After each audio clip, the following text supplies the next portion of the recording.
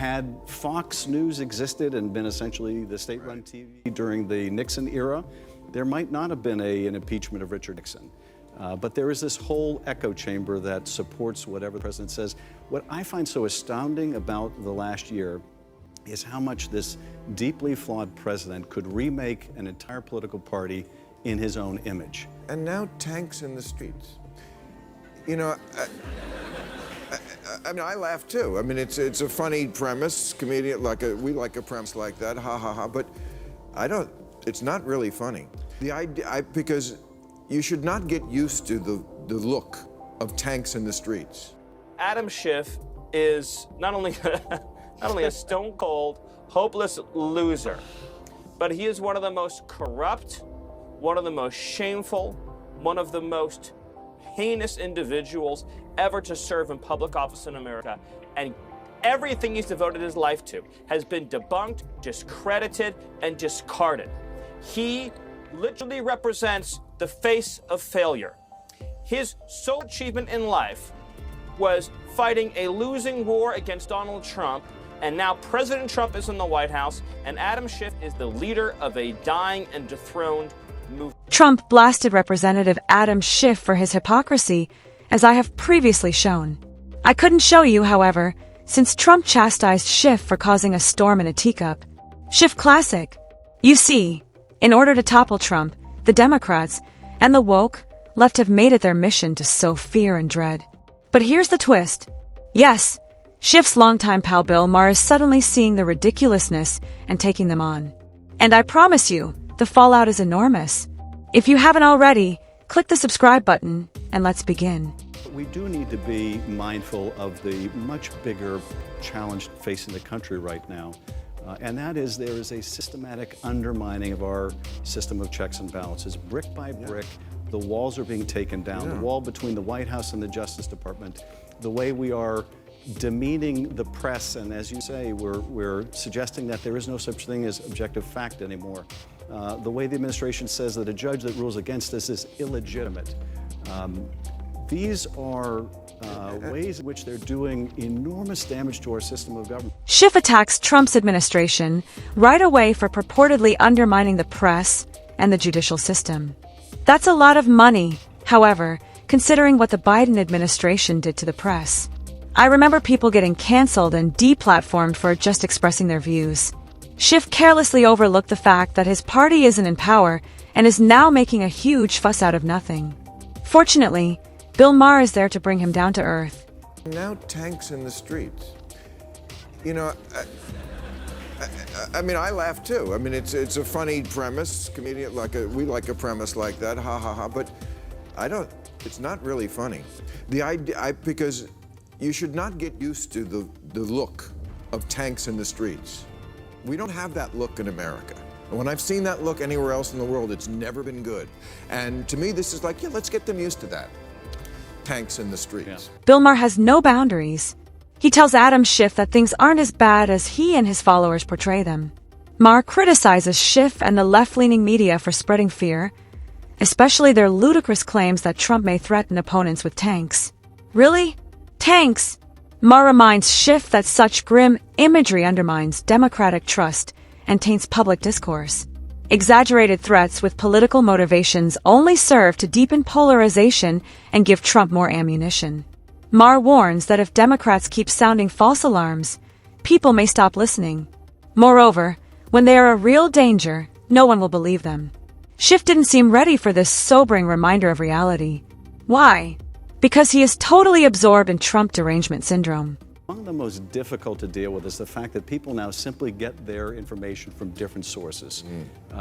Had Fox News existed and been essentially the state-run TV during the Nixon era, there might not have been an impeachment of Richard Nixon. But there is this whole echo chamber that supports whatever the president says. What I find so astounding about the last year is how much this deeply flawed president could remake an entire political party in his own image. Schiff wasn't only after Trump. He also attacked Fox News for deviating from his flawed plot. The problem with Schiff and his followers is that they don't accept other viewpoints. When someone disagrees with their version of events, they utilize name-calling, demonization, and mocking. It's a classic tactic to disparage the messenger instead of the message. Schiff and his crew would prefer to silence the dissent rather than debate it.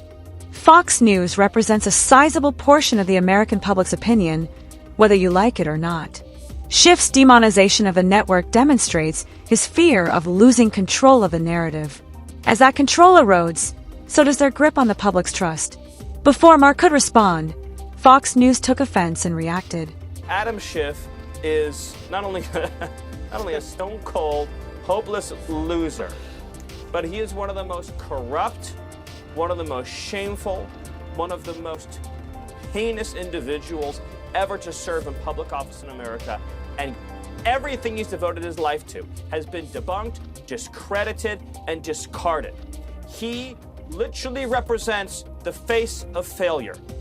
His sole achievement in life was fighting a losing war against Donald Trump, and now President Trump is in the White House, and Adam Schiff is the leader of a dying and dethroned movement. We remember how Adam Schiff failed to stop Trump from winning the presidency.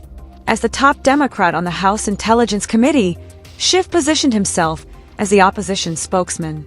However, his initiatives failed due to hyperbole and partiality. He claimed to have evidence of Trump's collaboration with Russia, despite the Mueller report finding no criminal conspiracy.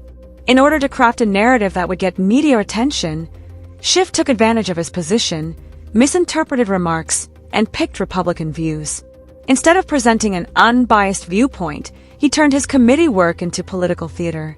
In doing so, he weakened trust and deepened the same divide he claimed to oppose. The pattern of dishonesty that opponents perceived as moral authority has not fared well in history. There is nothing new. We just get to hear Adam Schiff lie and rant and stuff like that, ask for more witnesses when it was actually his job, and he decided not to do it. Well, Senator, when you say there's nothing new, obviously Democrats would push back and say, let's hear from John Bolton. Let's see if what he said in that videotape last August, where he said the phone call sounded like he was almost saying it was perfect or cordial, went very well, as the president has suggested with the Ukrainian president, or what he says in his book is true. Why not bring him in, hear something new, and settle this once and for all? Well, first off, it'll never end.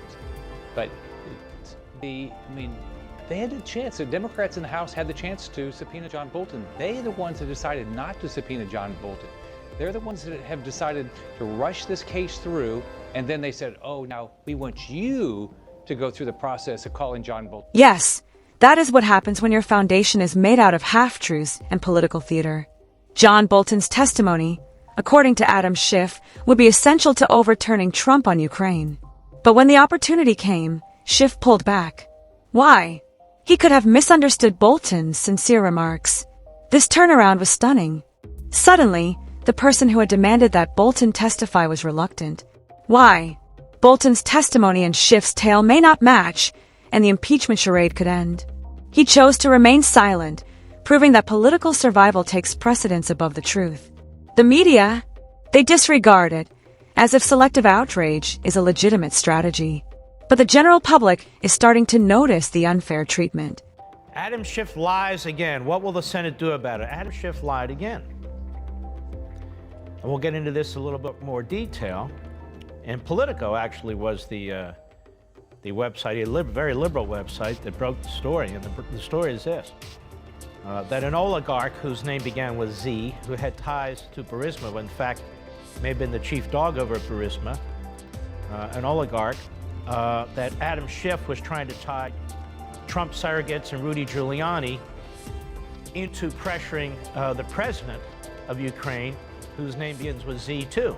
But it had nothing to do with the president of Ukraine. But Adam Schiff had made that representation yesterday on the floor of the Senate to the senator. Schiff made logical leaps and erroneous assumptions that led him down a rabbit hole. At one point, he assumed that Trump was connected to a Russian billionaire because he had the same first letter as the Ukrainian president and had ties to Rudy Giuliani. In particular, the smoking gun. Schiff continued by claiming that Trump was using this billionaire to pressure the Ukrainian government into signing a contract with Russia. No proof, only speculation wrapped in a plot. This was not an investigative mistake, but a political witch hunt posing as a foreign policy concern. Using coincidence as evidence, Schiff has once again shown that when it comes to Trump, theatrics take precedence over facts. The result? Less credibility, more division, and a public that ignores the clamor. Okay, and finally, new rule. Someone must tell the usual suspects on the far left that the saying is, when you're in a hole, stop digging, not keep digging. Talk about doubling down on what got you fucked in the first place. Even the one concession I've heard a few people on the losing side offer, that liberals should stop saying the Trump voters are stupid, comes with a kind of unspoken parentheses. We know they are stupid, just don't say. If I were Adam Schiff, I would quit disseminating false information about Trump and overcome my Trump derangement syndrome. Because of their obsession, Democrats lost the White House. Constant attacks, baseless rumors, and the echo chamber of the media backfired. I would treat Trump supporters with respect by being truthful and practical rather than giving in to their petty wishes and writing them off as naive. Insults regarding their voting inclinations drive millions of Americans away rather than towards them. Rather of preaching to the choir, pay attention to the people. The treatment of Americans as second-class citizens is becoming intolerable. If Schiff and others want to have a leadership position, they should try to be truthful. Trump exposed the people, not the nation, who are pretending to keep America together. If the left keeps doubling down on deception, they will continue to lose the very people they claim to be fighting for. I got bad news for you. They don't have a monopoly on stupid. You wear Queers for Palestine t-shirts and masks 2 years after the pandemic ended. And you can't define woman, I mean person who menstruates.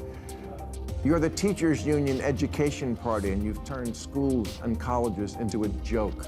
You just lost a crazy contest to an actual crazy person. Maher points to the bizarre beliefs and radical viewpoints of Schiff and his followers as yet another reason for their political failure. Though they cannot define what a woman is, the left at the top believes that gender is malleable. This caused confusion and alienation among people. For the average American trying to live by common sense alone, it felt out of touch with reality. It wasn't progressive, it was absurd. People didn't connect with these talking points. It sounded arrogant and unrealistic. Maher notes that when voters stop believing in you, you lose them swiftly. It is impossible to support science and ignore basic biological facts. The voters noticed and walked away. The loss of ground has now shocked the left. Rethinking the message and ceasing to blame Trump is crucial. In the end, Schiff's theatrics and alienation from everyday Americans failed. Bill Maher's fact checks expose the weaknesses in the left's narrative. If Democrats are to succeed, they must be less hysterical and more honest. The facts and common sense, not the showmanship, are what voters are looking for.